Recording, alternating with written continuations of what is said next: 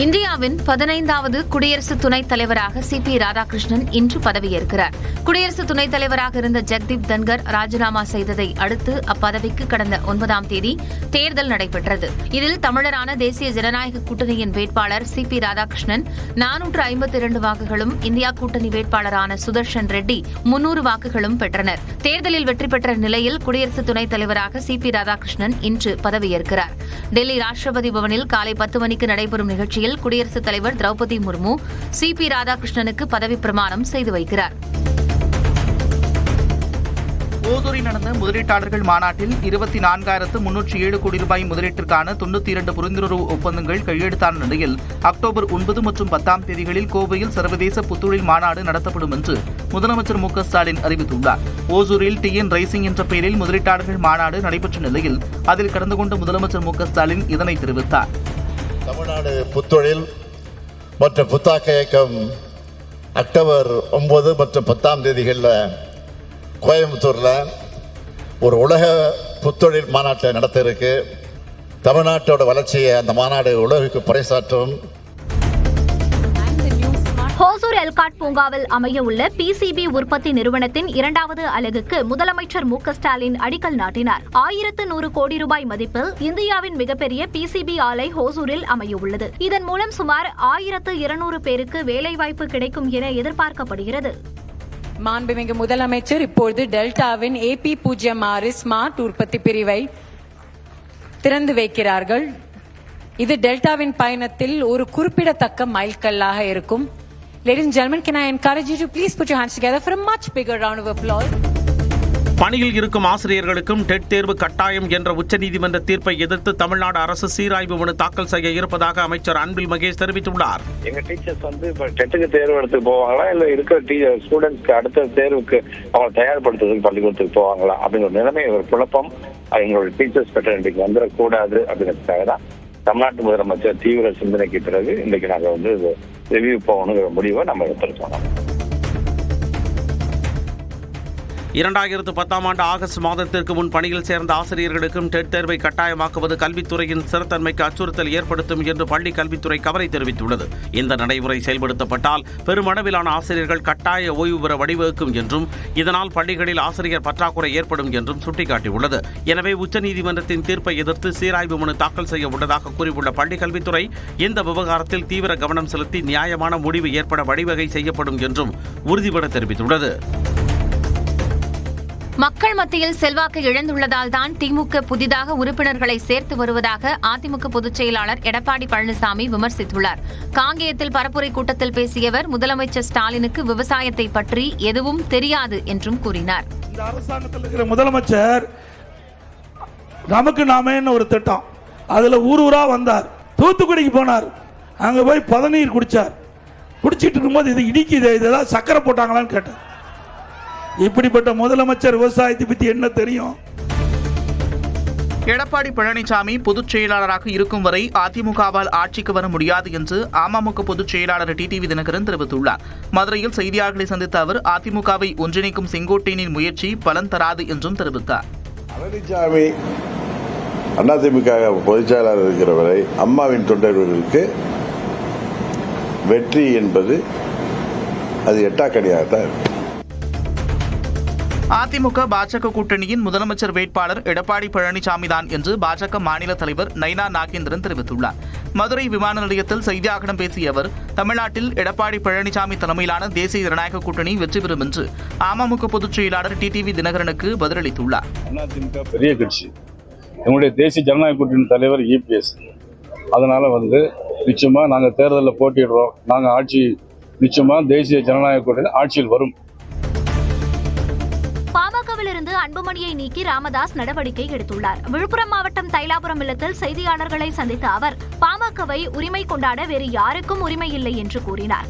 கட்சிக்கு எதிராக செயல்படுவதாக கூறி அன்புமணியிடம் விளக்கம் கேட்டு நோட்டீஸ் அனுப்பிய நிலையில் அதற்கு பதிலளிக்காத நிலையில் ராமதாஸ் நடவடிக்கை எடுத்துள்ளார். அன்புமணியுடன் தொடர்பு வைத்துக் கொள்ளும் கட்சியினர் மீதும் நடவடிக்கை எடுக்கப்படும் என ராமதாஸ் எச்சரிக்கை விடுத்துள்ளார். அவர்களை பாட்டாளி மக்கள் கட்சியின் செயல் தலைவர் பதவியிலிருந்து நீக்குவது என்று முடிவு செய்து நீக்கப்படுகிறார். கட்சியிலிருந்து அன்புமணி நீக்கப்படுவதாக ராமதாஸ் அறிவித்த சில நிமிடங்களில் பாமக தலைவர் என்ற பெயரிலேயே அன்புமணி அறிக்கை வெளியிட்டுள்ளார். டங்ஸ்டன் உட்பட 30 வகை கனிம சுரங்கங்களை அமைக்க மக்களிடம் கருத்து கேட்க தேவையில்லை என்பது தவறானது என அறிக்கை வெளியிட்ட அன்புமணி அந்த அறிக்கையில் தன்னை பாமக தலைவர் என்றே குறிப்பிட்டிருந்தார். மேலும் கடலூரில் பாமக நிர்வாகிகளுடன் ஆலோசனை நடத்தினார். தன்னிடம் அன்புமணி ராமதாஸ் 40 முறை பேசியதாக சொன்னது ஜமக்காலத்தில் வடிகட்டிய பொய் என பாமக நிறுவனர் ராமதாஸ் விமர்சித்துள்ளார். திண்டிவனம் அடுத்த தைலாபுரம் தோட்டத்தில் செய்தியாளர்களை சந்தித்த ராமதாஸ் தன்னையே உளவு பார்த்தவர் அன்புமணி என்றும் அவர் தனி கட்சி தொடங்கினாலும் அது வளராது என்றும் கூறினார். என்னோடு 40 முறை பேசியிருக்கிறார். சொல்றோம், அது ஒரு பொய். பேசுறதெல்லாம் பொய், உண்மை கிடையாது.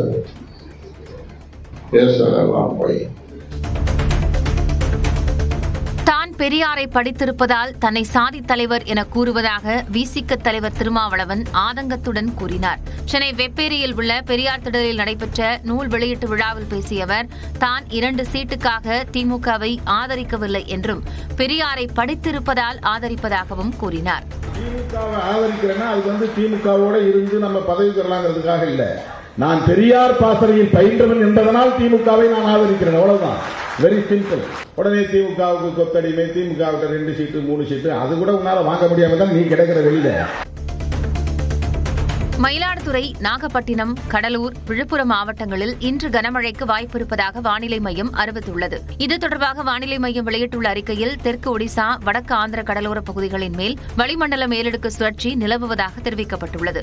அதன் காரணமாக தமிழ்நாடு, புதுச்சேரியில் இடி, மின்னல் மற்றும் பலத்த காற்றுடன் மிதமான மழைக்கு வாய்ப்பிருப்பதாக கணிக்கப்பட்டுள்ளது. சென்னை மற்றும் புறநகர் பகுதிகளில் இடி, மின்னலுடன் மிதமான மழை பெய்யும் என்றும் தெரிவிக்கப்பட்டுள்ளது. கடலூர் மாவட்டம் சிதம்பரம் சுற்றுவட்டாரத்தில் பலத்த காற்றுடன் மழை பெய்தது. காலையில் வெயில் வாட்டி வதைத்த நிலையில் மாலை நேரத்தில் அண்ணாமலை நகர், சிவபுரி, கோவிலாம்பூண்டி, வல்லம்படுகை உள்ளிட்ட இடங்களில் மழை பொழிந்தது.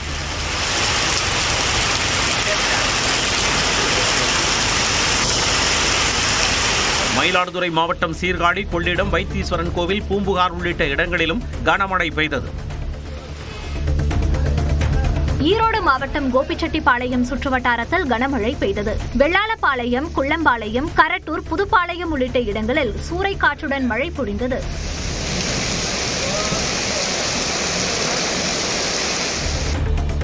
மதுரை மாநகரில் 2வது நாளாக மழை பெய்தது. விமான நிலையம், பெருங்குடி, மண்டேலா நகர், திருநகர், திருப்பரங்குன்றம் உள்ளிட்ட இடங்களில் மழை பெய்தது. ஆட்சியர் அலுவலகம், அண்ணா பேருந்து நிலையம், சிம்மக்கல், பெரியார் பேருந்து நிலையம், ஆரப்பாளையம், மாட்டுத்தாவணி, அவனியாபுரம் உள்ளிட்ட இடங்களிலும் மண்ணை குளிர்வித்த மழையால் மக்கள் மகிழ்ச்சியடைந்தனர்.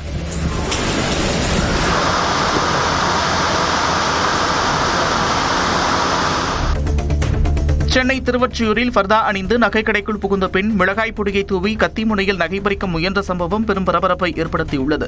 காலடிப்பேட்டை மார்க்கெட் பகுதியில் உள்ள மஞ்சு ஜுவல்லர்ஸ் நகைக்கடையில் வாடிக்கையாளர் போல நடித்த பெண் மிளகாய் பொடியை தூவி திருட முயன்றிருக்கிறார். கடை உரிமையாளர் மற்றும் ஊழியர்கள் பெண்ணை மடக்கி பிடித்து போலீசாரிடம் ஒப்படைத்தனர்.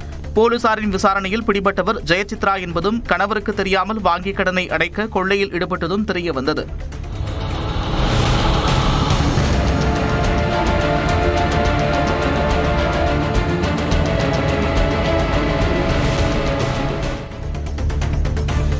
பெரம்பலூரில் காமராஜர் வளைவு பகுதியில் தவேக தலைவர் விஜய் பரப்புரை செய்ய அனுமதி மறுத்த காவல்துறை மாற்று இடத்தில் அனுமதி வழங்கியிருக்கிறது. சட்டமன்ற தேர்தலை முன்னிட்டு சனிக்கிழமை முதல் சுற்றுப்பயணம் மேற்கொள்ள உள்ள தவேக தலைவர் விஜய் பெரம்பலூரில் குன்னம் பேருந்து நிலையம், காமராஜர் வளைவு பகுதியில் பரப்புரை மேற்கொள்ள அனுமதி கோரப்பட்டது. குன்னம் பேருந்து நிலையத்தில் பிரச்சாரத்திற்கு அனுமதிக்கப்பட்ட நிலையில் காமராஜர் வளைவுக்கு பதிலாக துறையூர் சாலையில் மேற்கு வானொலி திடல் பகுதியில் பிரச்சாரம் செய்ய காவல்துறை அனுமதி வழங்கியுள்ளது.